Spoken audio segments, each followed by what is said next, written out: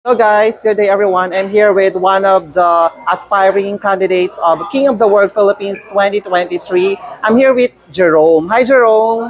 Hi po. Alright, please greet our subscribers. Um, have a good day to all the people that watching me today. I'm Jerome Francisco representing Taytay Rizal. Okay, Jerome, how old are you? I'm 21 years old. 21 years old. So other than this, do you have any pageant experience? I've experienced many pageants. This is the third time na sumali ako sa pageant.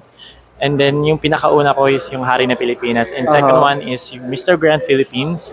And then, kagaya na sinabi ko kanina, this is the third one. Wow, pang third. So how was the feeling na you'll be joining the first ever pageant, Philippine pageants, male pageants here in the Philippines?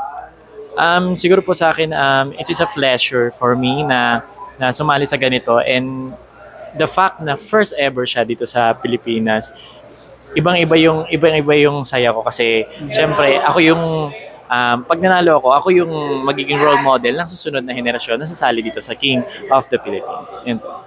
All right. Jerome, other than your physical attributes, ano pa yung gusto mong baguhin para sa sarili mo para mag-stand out ka dito sa King of the World Philippines 2023? I think siguro kahit na may talent ako, ayun yung i-improve ko pa. And then when it comes to mental health, syempre yung maging knowledgeable when it comes to every situation, lalo na sa current issue ngayon kasi doon sa mga katanungan is doon talaga sila kukuha. And then syempre para ma-inspire yung ibang tao, kaya kailangan ko maging knowledgeable when it comes to everything. Yeah. Kung sakali man magbibigyan ka ng pagkakataon na maging official candidates ng King of the World Philippines 2023, ano yung unang hakbang mong gagawin?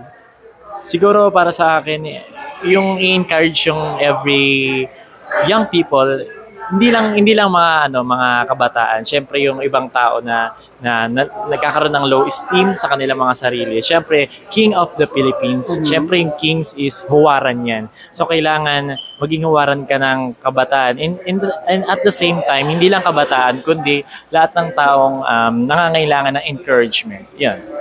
Alright. Thank you so much, Jerome. Thank you. And best of luck and congratulations in advance. Thank you very much.